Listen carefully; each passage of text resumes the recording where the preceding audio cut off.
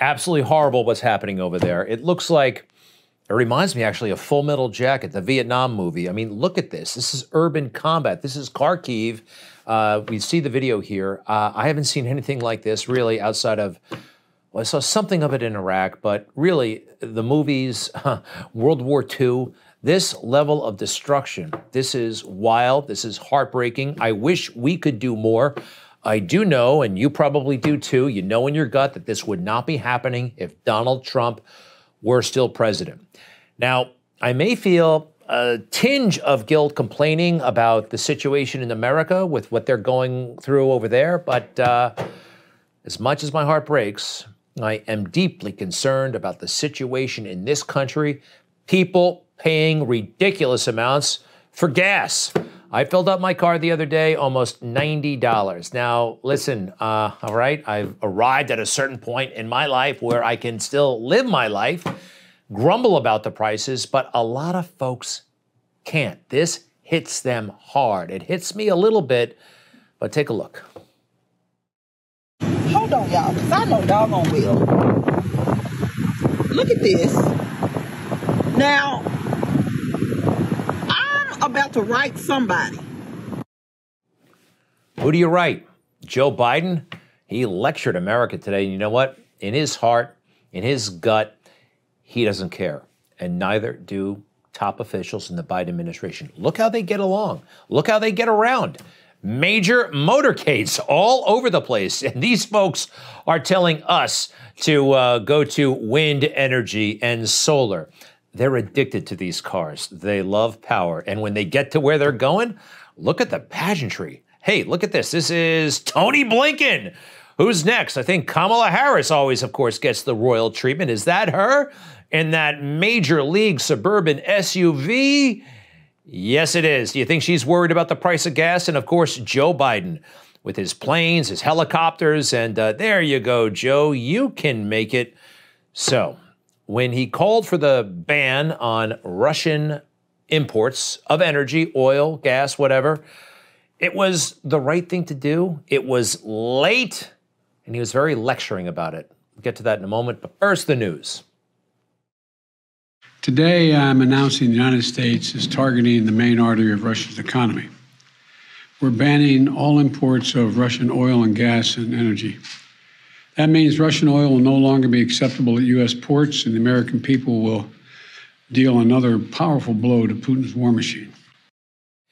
Now, as far as our pocketbook, are we going to go for a trip next weekend or not? He just basically said, I told you so. I told you it would be hard.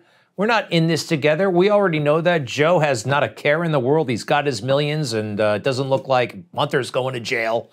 So just get on with it. He told you about it, right? This is a step that we're taking to inflict further pain on Putin. But there will be cost as well here in the United States. I said I would level with the American people from the beginning. And when I first spoke to this, I said defending freedom is going to cost. It's going to cost us as well in the United States. At this moment, what is he doing? He's covering for himself. I told you about this. I told you I was going to level with you, and I'm leveling. He did not level with us. And this little talk today, full of misrepresentations and, yeah, I think downright lies. There are three big problems we got right now.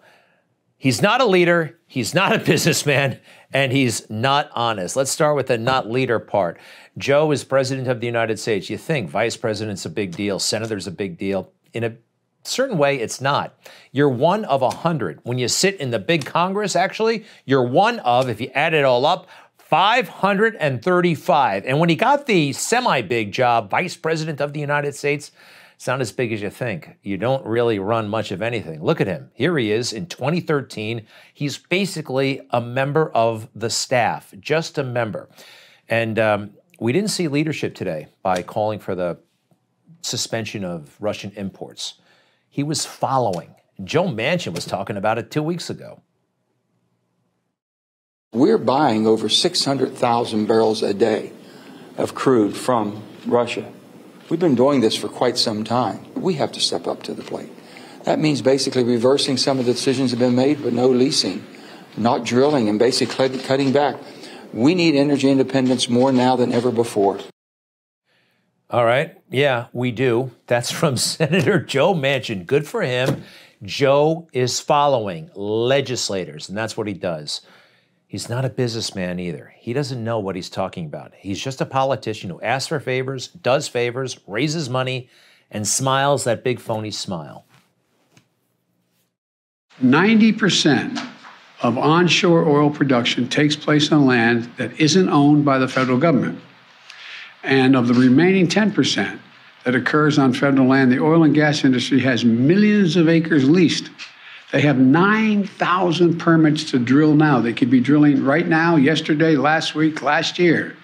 They have 9,000 to drill onshore that are already approved. So let me be clear. Let me be clear. They are not using them for production now. That's their decision. These are the facts. We should be honest about the facts.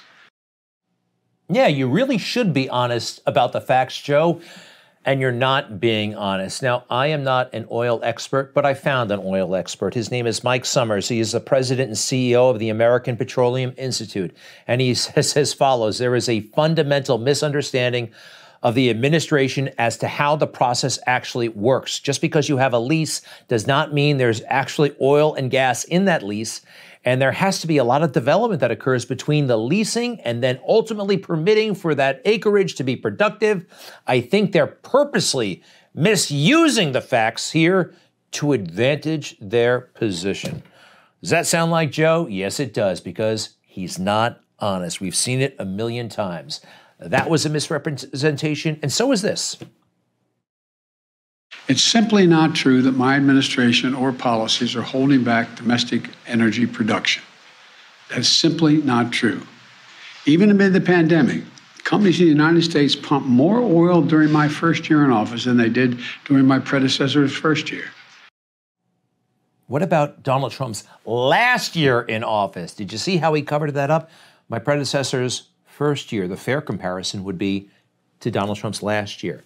He's confusing the issue. Obfuscation, I believe it's called. Also, we believe he's fundamentally misleading everybody with this statement. This crisis is a stark reminder. To protect our economy over the long term, we need to become energy independent. I've had numerous conversations over the last 3 months with our European friends of how they have to wean themselves off of Russian oil. It's just not tenable. Did he really? Did he really do that? This administration okayed the Nord Stream 2 pipeline. Now, we can find no record of Joe Biden having conversations about getting off of Russian oil. He certainly didn't do it publicly. Donald Trump, on the other hand, as we showed you last night, made the case at the United Nations directly to European powers, especially Germany. They didn't want to hear it. They needed to hear it. Look, we all know that Joe misleads us. He lies us. He's been doing it ever since we first met him. Back in New Hampshire in 1987, when he stood there, proudly boasting that he graduated from all these colleges and had all these degrees and had a high GPA and all these awards when he didn't. We know he was lying at the debate when he said the Hunter laptop. He actually lied to every single one of us, and we deserve an apology. The Hunter laptop was Russia disinformation. That was a big, fat lie. He does it all the time, like some people breathe. At the State Department, shortly after he became president, he told another phony story. He's been caught a million times when he said, "We've all been together overseas and shot at together." He said he was shot at in Iraq. Now, he's been caught in that lie at least a half dozen times, yet he still says it. He still says it. He's really something else. I love this moment, though, when Joe Biden, career politician, is confronted with a guy probably 100 times smarter than he is, with real-world experience, who knows more about the environment than he does. Do you remember when that happened? We are energy independent. I know more about wind than you do. It's extremely expensive. kills all the birds. It's very intermittent. It's got a lot of problems. And they happen to make the windmills in both Germany and China. And the fumes coming up, if you're a believer in carbon emission, the fumes coming up to make these massive windmills is more than anything that we're talking about with natural gas, which is very clean. One other thing. Find me a scientist solar. who said that. I love solar, but solar doesn't quite have it yet. Stop It's it right there. powerful. This is where Joe is realizing this guy actually knows what he's talking about. I know talking points. I know politics. I know favors. I know this guy actually knows something about this. And he does, actually. He had a whole environmental process he had to go through with that golf course in Scotland, and windmills were involved. Real world experience versus a guy who just showed up at receptions and read briefing books that were handed to him. A great moment. By the way, they're basically saying, let us use electricity. Let them eat cake. Let them use electricity. The Department of Transportation really pushing electric cars right now. I think we have to remind everybody. I was told this recently. I don't know where that electricity comes from. I just assumed it came from, it actually comes from this place, a good old-fashioned electric plant. All right? Just because you have an electric car that plugs in, it's not necessarily the cleanest thing in the world. Finally, President Trump. Do we miss him yet? He actually asked that question this morning as he pointed out, breaking news, highest gas prices in history. Do you miss me yet? I think a lot of people are saying yes, even a lot of people who voted for Joe Biden.